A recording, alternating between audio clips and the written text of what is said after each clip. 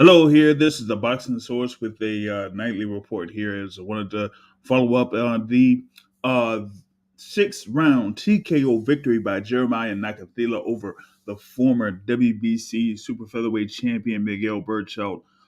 This was something that I think a few people were pretty surprised about this particular result, as Jeremiah Nakathila was able to outland Miguel Berchelt in pretty much every round, except for that fifth round. The thing about it was like, Jeremiah Nakathila used his reach and his, activity to pretty much frustrate Miguel Berchelt there early in the fight.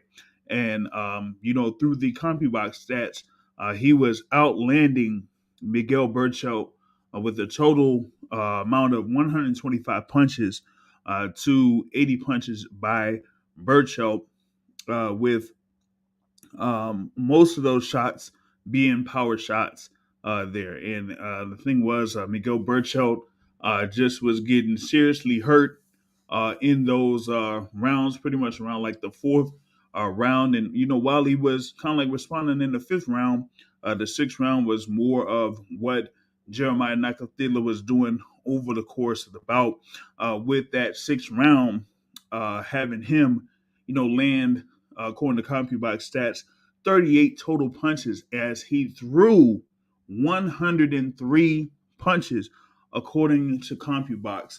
And 23 of those shots that were landed by Nakathila were power shots. And of course, you saw who were watching a moment when Nakathila landed a combination to, basically take the mouthpiece out of Miguel Berchelt. And, that pretty much signaled the end there for Miguel Berchelt, as a referee, kind of like stepped in and put a stop to the bout after six rounds. And so now Miguel Berchelt has suffered the second consecutive loss of his career, second knockout loss, as he lost to Oscar Valdez for that WBC super featherweight title, so to speak, last year, where he um, pretty much took a serious shot there by Oscar Valdez. And y'all remember that particular bout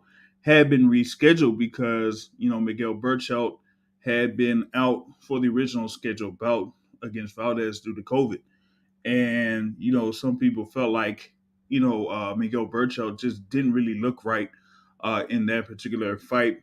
I don't know if he was like dehydrated or anything like that, but you seen here in this next fight, he went up to 135 pounds to face Jeremiah Nakathila, who did have a loss to Shakur Stevenson in the past, but here it just looked like he was, doing his thing against someone in Berchelt that looked a tad bit slow in this particular bout, and didn't seem like he was doing much to really affect Jeremiah Nakathila over the course of the bout.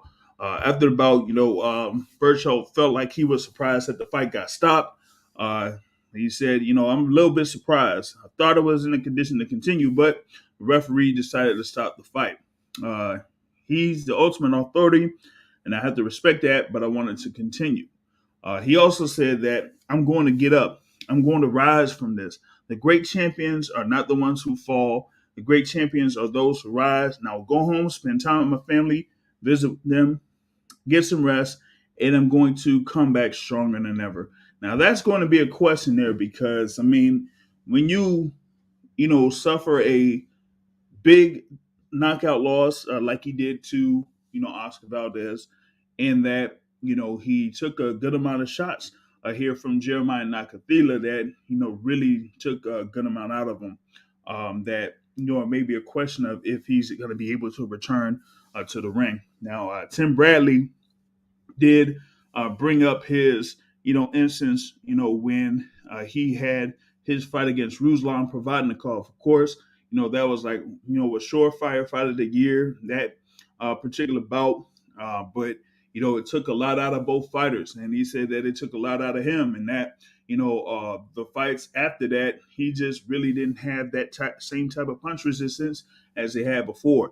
And now with Miguel Berchelt, you got to think about if those punches from Oscar Valdez made Miguel Berchelt more susceptible to punches coming from other opponents, and in this case with Jeremiah Nakathila. But Jeremiah Nakathila was able to properly execute his game plan here against Miguel Berchelt and score a 6-round TKO victory, as that particular bout headlined the fight card there that they had. That was on ESPN. I think that you kind of like had the it was a multiple fights on that card there at the at Las Vegas there, in the Resorts World of Las Vegas. I mean, man, I wonder where that thing is, like where that arena is, because I've been in Resorts World, and that's a pretty, large a resort there, or pretty much a large hotel building there that's on Las Vegas Boulevard.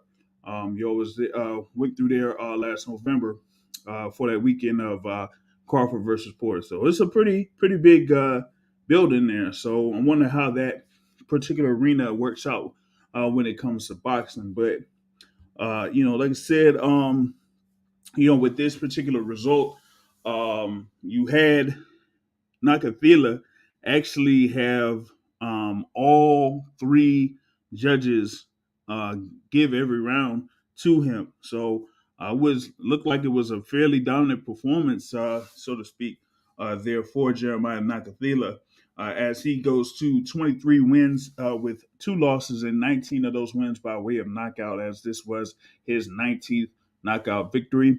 Miguel Berchelt falls to 38-3.